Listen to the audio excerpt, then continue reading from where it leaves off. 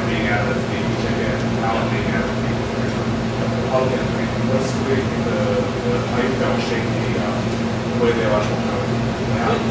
That's a great question. I was really excited when Senator Obama chose Joe Biden for, just two simple reasons actually. One is his foreign policy experience. The fact that the guy actually stared down dictators and still stood up for cops and firefighters and working class folks. He's from a working class background. The second is that despite his long respected history of doing what he's done so strongly in the political world, he's never lived in Washington, D.C. So when you hear Barack talk about integrity, talk about changing the way that the game-playing nature of Washington, D.C. works, you've got someone like Joe Biden who has the experience in the foreign policy world but never lived in D.C. He commutes, I believe it's 2.5 hours each way to his home in Delaware, where he still lives with and takes care of his mother. If you want to talk about the way to change Washington, gosh, the guy is the pinnacle poster boy maybe of how exactly to change that. On the flip side, you've got someone like Governor Allen. I was really disappointed.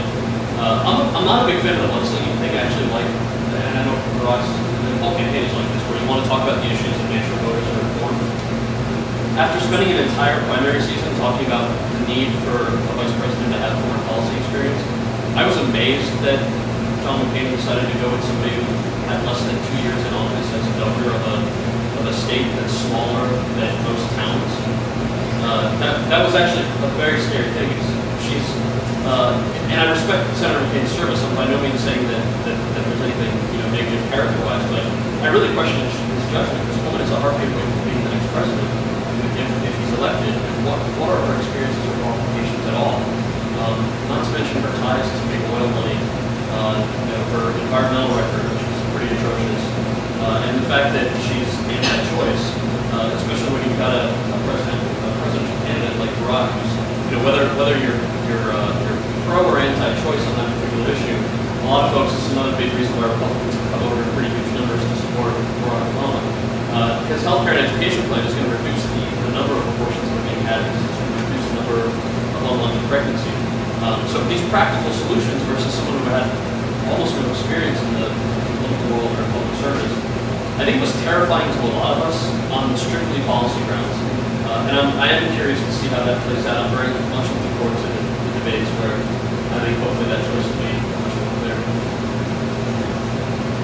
Part of the reason why Hillary in the primaries and against my Democratic incumbent representative in the primary was because that I didn't see Obama and the representative actually trying to get fight things, because his platform of unity, bipartisan unity, doesn't seem like he's actually going to fight for anything to change, and he's just going to ask for it. So I strongly disagree. Let me just give you one example of how tough Barack was on just one particular issue. So in order to bring about change, you actually need to influence a certain amount of the political process. One of the reasons you haven't seen change with Democrats or Republicans in the past has to do with special interest groups, federal lobbyist money in particular. So these lobbyists and special interest groups, oil companies and pharmaceutical companies and whatnot, they donate money to political campaigns on both the right and the left. These people take office, and then they get this phone call saying, hey, remember how we donated millions of dollars to you? You owe us favors.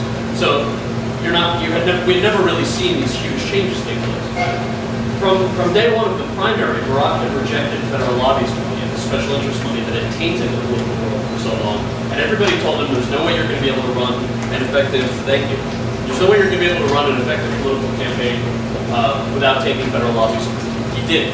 And the day that he won the nomination, I think this was about a month and a half ago, he made sure that the Democratic Party as a whole was now unable to accept federal lobbyist money for special interest.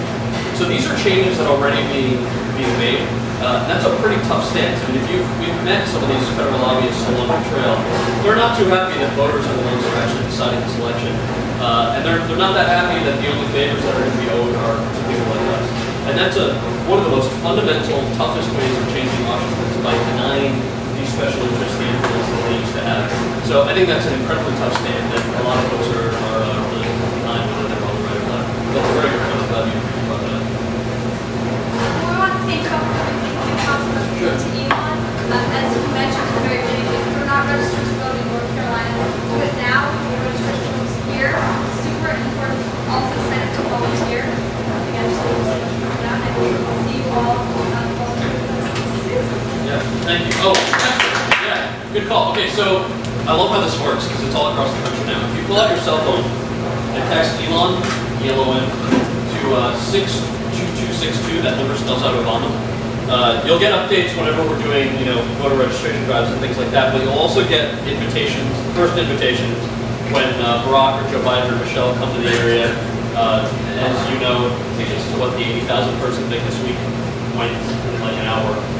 So it's not such a bad asset to be on the list to get the notification before everyone else does. But Elon, ELON, to the number 62262, and that's one of the best ways to stay in touch with your business too. So, yeah, thank you guys very much. I appreciate it.